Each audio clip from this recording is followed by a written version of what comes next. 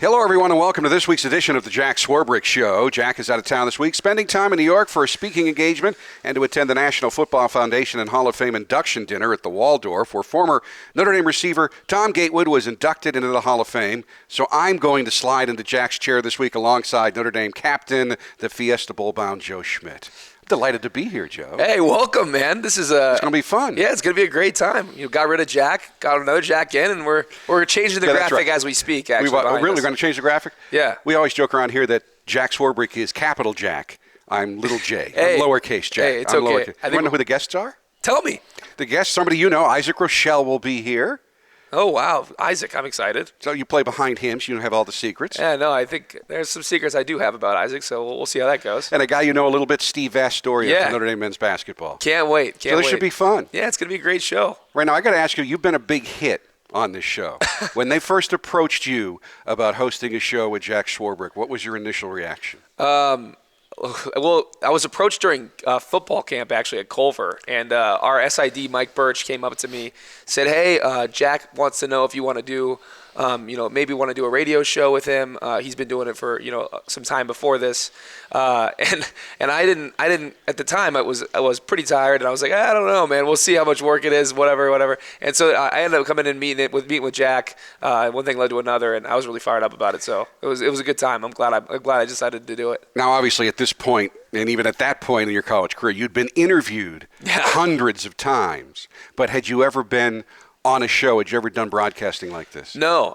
This is actually my first experience doing anything of this nature. I was able to do some post-game stuff with Jack Collinsworth last year that we'd have some fun, breaking down a game immediately after it happened on the way over to see my parents. But other than that, that was pretty much the only on-camera stuff I had ever done. So this is all new to me. So I'm glad I've got an Emmy Award-winning man sitting next to me today.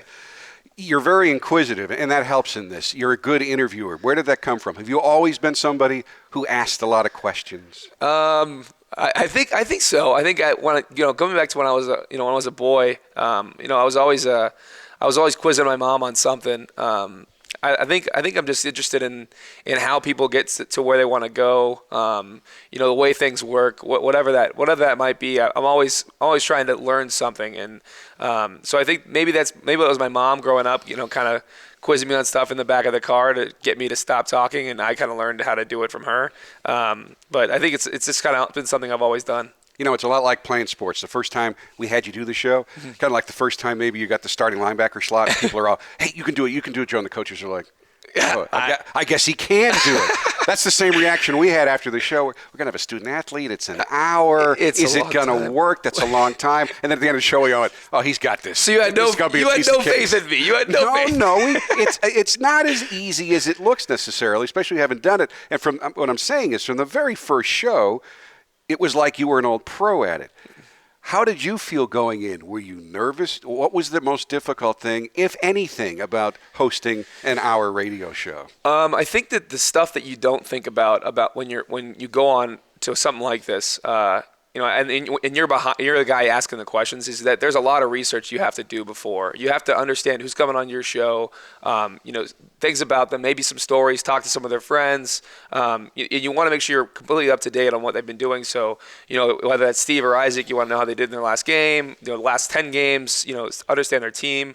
The good part for me was that I had Jack, who's perhaps the most smooth person on these. He's always got the next question ready. He's always able to get us in and out of segments. So there are a lot of things that go into producing a show like this. Obviously, there's a lot of great people around here that help you get ready for something, including yourself. And I think that you don't understand when you're off camera how much there is going on behind the scenes. You of course know who your biggest fan is.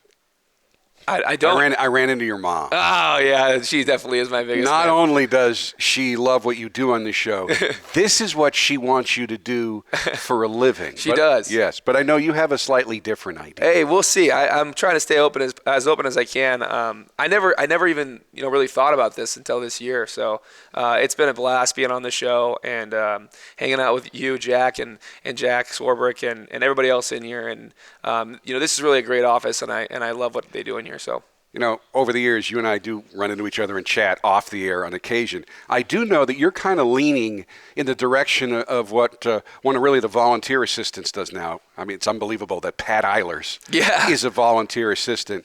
He's big time in the world of venture capital and equity.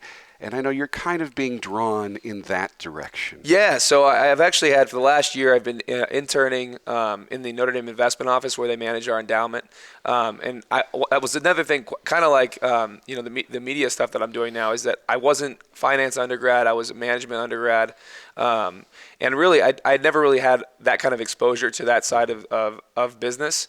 My dad actually, recently took a different job, and he got exposed to it, and then I went over there, and I think it's something that's really intrigued me. And obviously, Coach Eilers is a great resource, and he's kind of helped me steer me a little bit. But I think that, trying to stay, I think the most important thing is right now is trying to stay open and really enjoy this last month that I have here as a Notre Dame football player. Get ready for the Fiesta Bowl, and then let all those choices come into play. Well, don't worry, I did you a solid. I told your mom that probably the direction to go would be to follow Eilers, because if you want to make real money, that's the way to go. I don't know. But do this on the side. That's what a lot of people do. They make their real money in equity and things that generate capital, and then they do this as a sidelight on weekends and have a good time. Hey, I don't know, man. You're wearing some nice Under Armour threads today. You got the nice sweater vest on. You got khakis. I don't know. It seems you're living pretty nice over here. I actually paid for this. I got the 50% discount, but there I actually paid for this, which is going to stun some of the people who know me. All right, enough about you to a degree, but this also involves you, the Fiesta Bowl. Yeah. I know the goal was to be in the top 4, but that's pretty cool. Yeah, no, I mean, the Fiesta Bowl, I think, it's one of the premier matchups. It's a game that everyone's talking about right now. I don't want to discount a BCS bowl game and how difficult it is to achieve, or achieve a season where you have an opportunity to go and play in a BCS game. Obviously we had a mission we wanted to accomplish. We wanted to get to the playoff. We weren't able to. This is the next best thing. We can't wait to get down there. We're so fired up, and really we're fired up about playing Ohio State. They're one of the most talented teams in the country. Some mock drafts have them upwards of 10 guys going in the first 10 or 2 rounds. It's going to be a great test for us, and we can't wait. So we're fired up to get back out on the field tomorrow. Start playing, running around and hitting people again. But it's going to be a great time.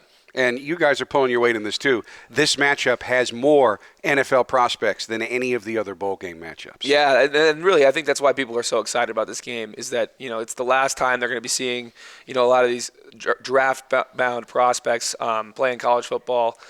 So I think that, and then the other thing that's really great is, growing up, I had my next-door neighbor was an Ohio State grad, Ohio State fan, great guy, but just rabidly involved with Ohio State football. And so I think that, having that fan base combined with obviously our extremely strong fan base, it just makes for a great environment, a great atmosphere down in Phoenix. So I can't wait to get down there. All right, we're going to have another show before we take a little break over Christmas to really break the game down. So I want to look back on this week a little bit. How pumped were you when you found your middle linebacker running mate Jalen Smith won the Butkus Award? I know, the Butkus Award, and really it's been so cool to watch Jalen evolve into who he is today. He really has. He's come so far as a football player. I always say when he got here, he was just a freak athlete who you put out in space and just let him kind of do his thing. And he didn't really know what was going on. He'll tell you he didn't know what was going on. And then you see him go to the next year. He moves inside.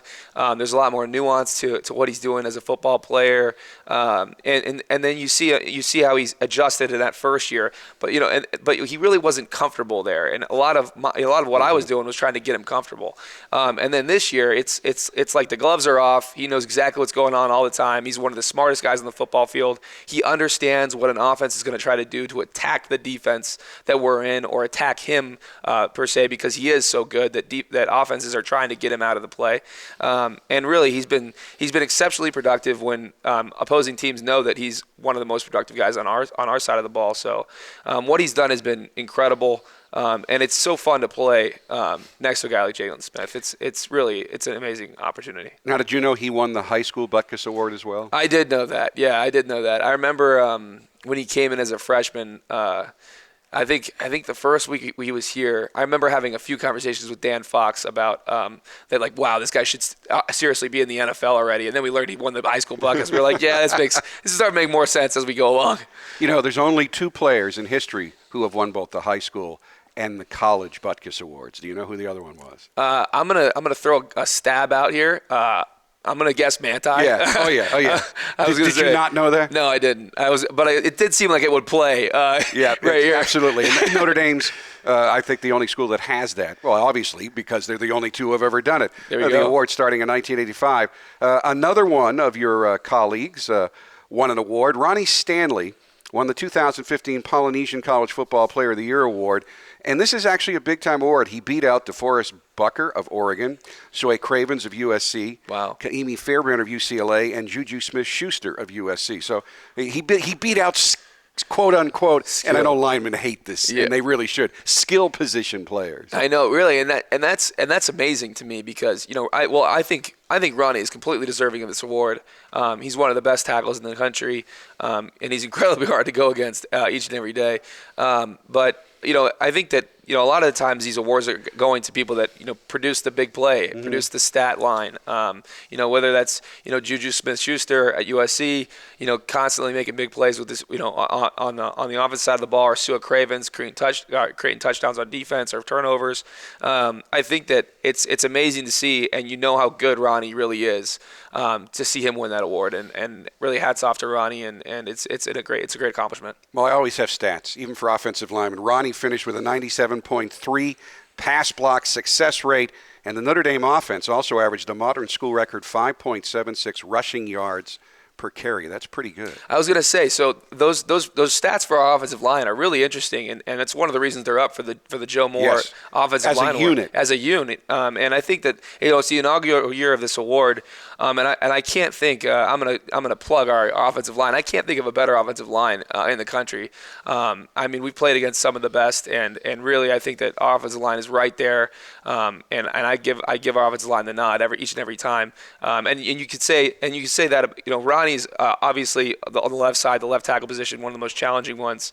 But we have so many other guys that play consistent, high quality football. And if you look at, you know, Nick Martin, you know, Q, Alex Bars when he started, you know, Steve Elmer, down to Mike McGlinchey, all of their ratings are high. Coach Heaston does such a great job of getting them to play together, care about each other. I love our offensive line. I also know you love your defensive line. I do. And we're going to get a chance to talk with one of the anchors of the defensive line, Isaac Rochelle, right after this timeout on the Jack Swarbrick Show.